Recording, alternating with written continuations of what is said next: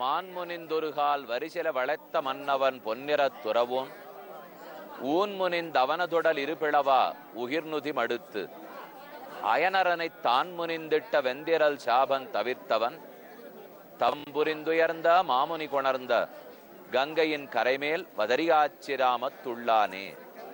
இது திருமங்கையாழ்வாருடைய பாசுரம். இந்த பாசுரத்தாலே பிரம்மாவிடத்தே சிவன் பெற்ற சாபத்தையும் அந்த சாபத்தை பதரி நாராயண பெருமாள் தீர்த்து வைத்ததையும் ஆழ்வார் தெரிவிக்கிறார்.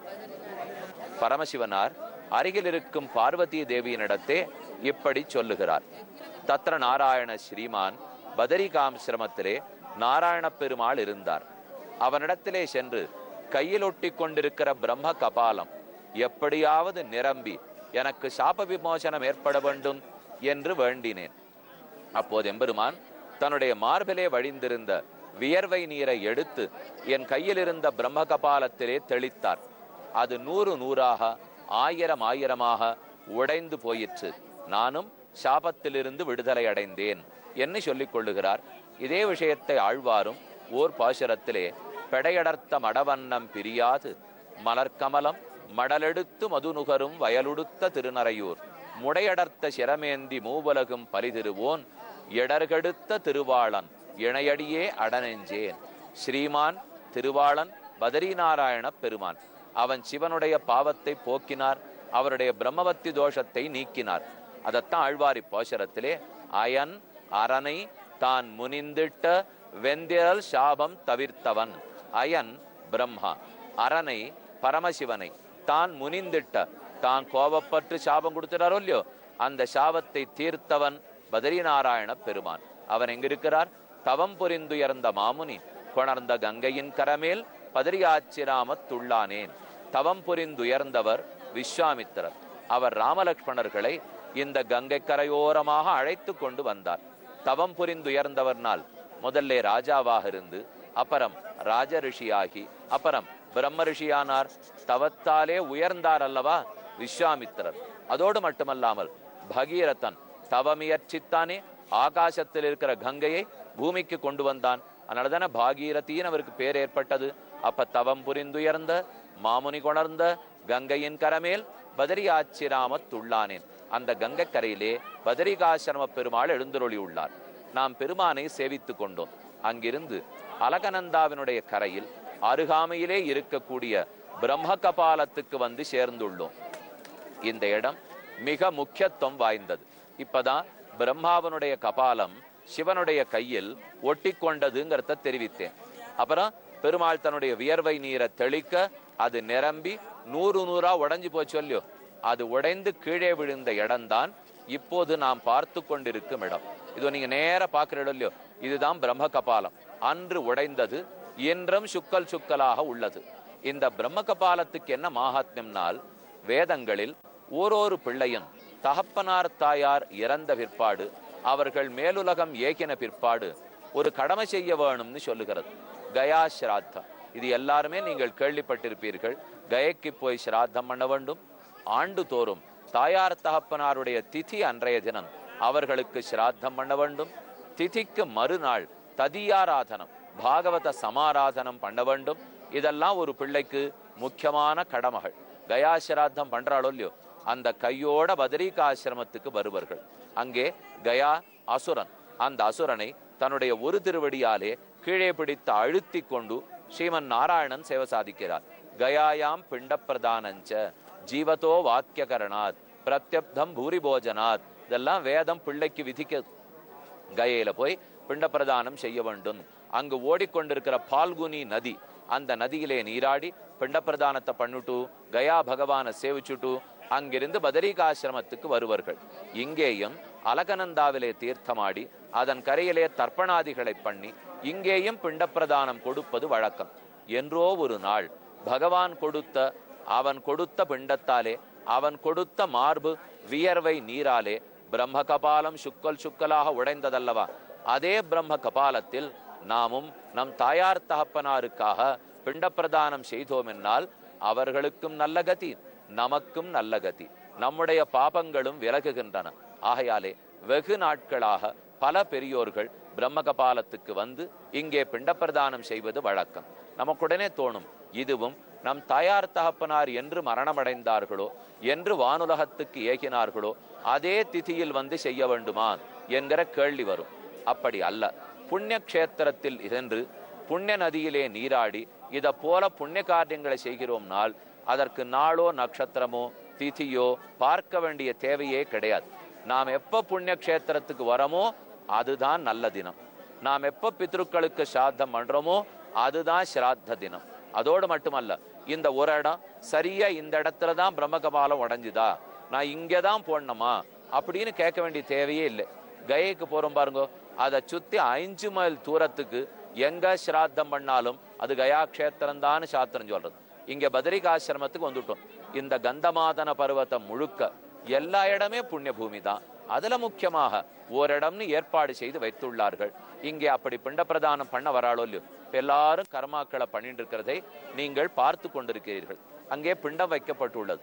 இதற்கு அரிசி சோறு வடிக்கணும் இல்லையோ, அந்த சோற்றை வடித்து அதில் தானே பிண்டமாக வைத்து தாயாருக்காக, தந்தைக்காக, தாத்தாவுக்காக, பாட்டிக்காக, தாத்தாவின் தகப்பனாருக்காக, அதே போல அவருடைய மனைவிக்காக என்று எல்லாருக்குமா கொடுத்து கொண்டு வருகிறோம். தெரிந்தார் தெரியாதார், உறவினர்கள் உறவினர் இல்லாதவர்கள் அனைவருக்குமாக பொதுவாகவும் பிண்ட பிரதானங்களை செய்கிறோம். ஆனா இதிலே ஒண்ணு மட்டும் கொஞ்சம் சிரமம். அலகனந்தால நீராடிட்டு வந்தாலே குளிர் நடுக்கும்னு சொன்னேன். சரி, தப்த குண்டலத்துல நீராடிட்டு வந்துடலாம். மேல இங்க சாதம் சமையணுமே, சமைஞ்சான்னா அரிசி நன்னா ஆனாத்தானே நாம பிண்ட பிரதானம் பண்ணலாம். கோவில்ல இருந்தேவும் கொடுக்கிறார்கள். நீங்க கோயில்ல இருந்து பிரார்த்தித்து கொண்டா கூட கொடுப்பா, ஆனா சுமாராத்தான் ஆயிருக்கும். அல்ல அந்த வெடவெடக்கிற குளிர்லே நாம அலகனந்தால தீர்த்தம் ஆடிட்டு வந்து நம்ம கையால அந்த பிண்டத்தை பிடிக்க சொல்லுவா. நிறைய அரிசி சோறை எடுத்து அதை கையில வச்சு அழுத்தி பிடிக்கணும் இல்லையோ, கை முழுக்க ஒரே வரைச்சு போய் கிடக்கும். அது பிடிக்கிறதுக்கே வராது.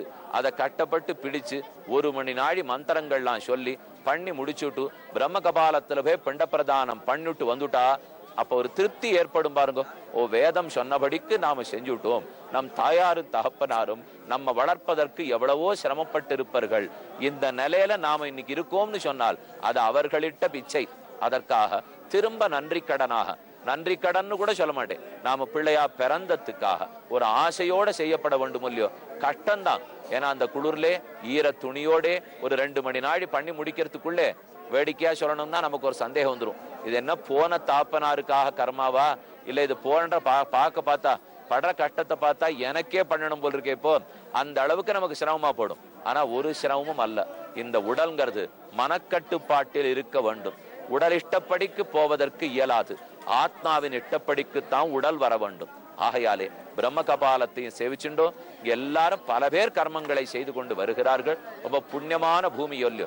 இந்த கங்கை கரையில இருந்து கொண்டு தபஸோ தானமோ ஸ்ராத்தமோ எது ஜபமோ எது செய்தாலும் ஓர் முறை செய்தால் அது கோடி முறை செய்ததற்கு சமமாகிறது. அதனாலதான் ஆயிரக்கணக்கான ஜனங்கள் வந்து தினப்படி இங்கு பண்ணி கொண்டிருக்கிறார்கள். மேற்கொண்டு தற்போது 17வது அத்தியாயம் 18வது ஸ்லோகத்தின் பொருள் பார்க்கலாம். இதிலே ராஜச தபஸ பத்தி கண்ணன் விளக்குகிறார். நாம் செய்யும் தவம் சாத்விகமான தவம், ராஜசமான தவம், தாமசமான தவம் என்று 3ஆக பிரித்தான் கண்ணன். அதிலே 17வது ஸ்லோகம், 18வது ஸ்லோகம், 19வது ஸ்லோகம், இந்த 3 ஸ்லோகங்களாலே இந்த 3 விதமான தவத்தையும் பகவான் விளக்குகிறார். அதுல 17வது ஸ்லோகத்திலே சாத்விகமான தபசு பார்த்துட்டோம். பகவானுடைய முகமலர்ச்சியை தவிர மற்றொன்று பயனை எதிர்பார்க்காமல் அவனுடைய ஆராதனமாகவே செய்யப்படுகிற தவம் சாத்விகமான தவம். நேர் எதிர் இப்ப ராஜசமான தபஸை பார்க்கும். சத்கார மான பூஜார்த்தம் தபோதம்பேன சைவயத் கிரியதே ததிக புரோக்தம் ராஜசம் சலம் அத்ருவம். ராஜச தபசு என்று இதை சொல்லுகிறேன். இந்த தவம் எப்படி இருக்கும்னால் சலம் நழுவுதலோட கூடியதா இருக்கும், நழுவி போயிடும். ராஜச தவம் பண்ணி அதுக்கு ஏதாவது ஒரு பலத்தை ஆசைப்படுவோம் இல்லையோ, அந்த பலன் நிற்காது, நழுவிடுங்கிறார். அனுபவித்து கொண்டிருக்கிறச்சேவே நழுவிடும். சலம் அத்ருவம், துருவம்னால் நிலையாக நிற்றல், அத்ருவம் நிலை நிற்காதது, அனுபவிச்சிருக்கிறச்சேவே நழுவி போயிடும். சரி, மறுபடியும் கிட்டுமோன்னா நிலையாகவும் இராது. அப்ப நழுவியும் போய்விடும், நிலையாகவும் நிற்காது. இப்படிப்பட்ட பயனை கொடுக்கக்கூடியதுதான் ராஜசமான தவம். அந்த தவம் எப்படி இருக்குன்னு சொல்றார் பாருங்க. கண்டிப்பா நாம இதை புரிஞ்சுக்கணும். சத்கார மான பூஜார்த்தம் ஒருத்தர் தவம் பண்றார். எதை குறித்து, எதை எதிர்பார்த்துன்னா, இன்னொருத்தர் நம்மளை சத்காரம் பண்ணுவார்கள், இன்னொருத்தர் நம்மள மானத்தோட நடத்துவா, இன்னொருத்தர் நம்மை பூஜிப்பர்கள். இந்த மூணு சத்காரம் பண்றதுன்னா இன்னொருத்தர் மனத்தால நம்ம உயர்ந்தவர்கள் நினைக்கிறது. நான் தவம் பண்றேன், என்னமா தவம் பண்றார் அப்படின்னு இன்னொருத்தர் என்னை பத்தி மனசாலே வசத்தியா நினைச்சுக்கணும். அதை எதிர்பார்த்து நான் தவம் பண்ணேன்னா அத ராஜச தபஸ்ங்கிறார். அப்ப சத்காரம்னால் மனத்தால் மேன்மையை எதிர்பார்த்து செய்தல். மானம்னு சொன்னா புகழ், நன்ன வாயார புகழ். அவரா கொண்டு இந்த மாதிரி தவம் பண்ணார், அவரா கொண்டு விரதம் இருந்தார், அவரா கொண்டு நோன்பு இருந்தார் அப்படின்னு சில பேர் புகழ்கிறார்களோ இல்லையோ, அந்த புகழை எதிர்பார்த்து செய்தல். 3 பூஜார்த்தம், உடம்பால நம்மளை விழுந்து நமஸ்கரித்தல், நம்ம காலை தொடுதல், நம்மிடத்துல வந்து பூஜை செய்தல், நம்மிடத்திலே புஷ்பங்களை கொண்டு அர்ச்சித்தல், நமக்கே தூப தீபங்களை காட்டுதல், இதெல்லாம் உடலால் செய்யப்படும் மரியாதைகள். அப்ப கண்ணன் 3 சொல்றாரு. இப்போ சத்காரம்னு சொன்னால் மனத்தால் செய்யப்படும் மரியாதை, மானம்னு சொன்னால் பேச்சால் கொடுக்கப்படும் புகழ்ச்சி மரியாதை, பூஜைன்னு சொன்னால் உடம்பால் செய்யும் வணங்குதல் முதலான மரியாதைகள். இது இத்தனை எதிர்பார்த்து செய்யப்படுகிற தவம். ஆக சத்கார மான பூஜார்த்தம் தபோ தம்பேன செய்வயத், அது தம்பத்தோடையும் செய்யப்படுகிறது. அப்படின்னா ஆடம்பரத்தோடையும் அர்த்தம். நான் இப்போ ஒரு இடத்துல போய் தவம் பண்ண போறேன்னு சொன்னா ஆர்ட்டையும் சொல்ல வேண்டிய தேவையில்லை. தவம் எதற்காக பண்றோம்? பகவானுக்கு நமக்கும் ஒரு தெளிவான குழப்பம் இல்லாத தியானம் இருக்க வேண்டும். அவருக்கு நமக்கும் ஒரு சிந்தனையே பாலமாக இருக்க வேண்டும். அதுக்காக நாம தபஸ் பண்றோம். ஆனா சில பேர் பண்றது எல்லாருக்கும் போட்டு அதை பத்திரிக்கையில அறிவிச்சுட்டு, நான் இன்ன தேதியிலேருந்து இன்ன தேதி வரைக்கும் தவம் பண்றதா இருக்கேன் அப்படின்னு சொல்லிட்டு நான் போய் தவம் பண்ண முடியுமா? நான் பத்ரிகாசிரமத்துல போறேன்னா புறப்பட்டு போயிடணும், போய் தபஸ் பண்ணிட்டு இருக்க வேண்டியதான். இதை ஒரு 100 பேருக்கு அறிவிச்சுட்டு போறதுல எந்த லாபம் இல்லையோ இல்லையோ. அப்ப ஆடம்பரத்துக்காக செய்யப்பட்ட தவம். இதற்கு பயன் என்னவா இருக்கும்னால், என்ன 4 பேர் புகழணும், என்ன 4 பேர் கொண்டாடணும், 4 பேர் விழுந்து வணங்கணும், இவ்வளவுதான் அதுக்கு பயனா இருக்கும். ஆஹ் தம்பேன செய்வயத், தாம்பீகத்துக்காக ஆடம்பரத்துக்காகவும் செய்யப்படும். கிரியதே ததிக புரோக்தம், கிரியதே செய்யப்படுகிறது, ததிக புரோக்தம் அது இங்கே இப்படி சொல்லப்படுகிறது. ராஜசம் தபம், ராஜசமான தபஸாக சொல்லப்படுகிறது. இந்த ராஜசமா தவம் பண்ணான்னா ஹிரண்யகசிபு பண்ணிருக்கான், ஹிரண்யாக்ஷன் பண்ணிருக்கான், கம்சனே தபஸ் பண்ணிருக்கலாம், சிசுபாலன் தவம் புரிந்திருக்கலாம். இதெல்லாம் ராஜசமான தபஸ். இதனுடைய பயன் எப்படி இருக்கும்னால் சலம் நழுவுதலோட இருக்கும். இந்த தவத்தை இயத்தி சொர்க்கத்துக்கே போறேன்னு வச்சுப்போமே. எனக்கு ஹிரண்யகசிபு தவம் பண்ணி சாகாவரம் பெற்றான். சாகாம இருந்து முடிஞ்சுதா? செத்து விட்டானோ இல்லையோ, அப்படின்னா நழுவிப்படுத்தோ இல்லையோ. அப்ப இந்த ராஜசமான தவம் அதன் பயன் நழுவி விடும், அது நழுவாமல் இருக்காது. அதனாலதான் சலம். சொர்க்கத்துக்கே போறோம்னா கூட நழுவி படுறதே. சொர்க்கேபி பாதபீதஸ்ய கைஷ்ணோஹோ நாஸ்தி நிர்விருத்திகி, சொர்க்கத்துக்கே போயிட்டாலும் எப்ப கீழே விழுந்துடுவோமோ என்கிற பயத்தோட தான் இருந்தாகணும். அதனாலே நழுவதலோடே கூடியது இந்த தவம். அத்ருவம் நிலை நிற்காதது. இந்த தபஸ் என்னைக்கான நிற்குமா? ஷார்ட் டேர்ம் பெனிஃபிட்ஸ் தான் கிடைக்கும், லாங் டேர்ம்ல கிடைக்காது. ரொம்ப டெம்பரரி கெயின்ஸ் தான் கிடைக்கும், பர்மனண்டா எந்த கெயினுமே இருக்காது. ரொம்ப சாமான்யமான விஷயங்கள் தான் கிடைக்கும், உயர்ந்த பலமும் நமக்கு கிடைக்காது. ஆக சலம் நழுவும், அத்ருவம் நிலை நிற்காதது. இப்படிப்பட்டது தாம்பீகத்துக்காக செய்யப்படுவது. புகழ்ச்சியை எதிர்பார்த்து, மரியாதையை எதிர்பார்த்து, அதே போல் விழுந்த நமஸ்காரத்தை எதிர்பார்த்து, சத்காரம் மனத்தால உயர்ந்தவன் மக்கள் நம்பணும் அப்படிங்கிறத எதிர்பார்த்து செய்யப்படுகிற தவம் தான் ராஜசமான தவம் என்று 2வது அர்த்தத்தை கண்ணன் தெரிவித்தார். இதை நாம் இப்போது அந்த மாதிரி தவம் பண்றவா இல்ல, தாய் தந்தையர்க்காக நிஜமாகவே ஆசையோட அன்போட பிண்டப்பிரதானம் செய்ய வந்து பிரம்ம கபாலத்திலே பிண்டப்பிரதானம் செய்து, ஓ சாஸ்திரம் சொன்னத்தை செஞ்சுட்டோம், அது சொன்னதுங்கிறதுக்காக செஞ்சேன், எந்த பயனை குறித்தல்ல, நம் தாயார் தகப்பனாரை நினைவு கூர்ந்தோம். அவசியம் அனைவரும் பிரம்ம கபாலத்துக்கு வந்து தாயையும் தகப்பனாரையும் நினைத்து கொண்டு அவர்களுக்கு செய்ய வேண்டிய கடமைகளை ஆற்ற வேண்டும் என்று வேண்டிக் கொண்டு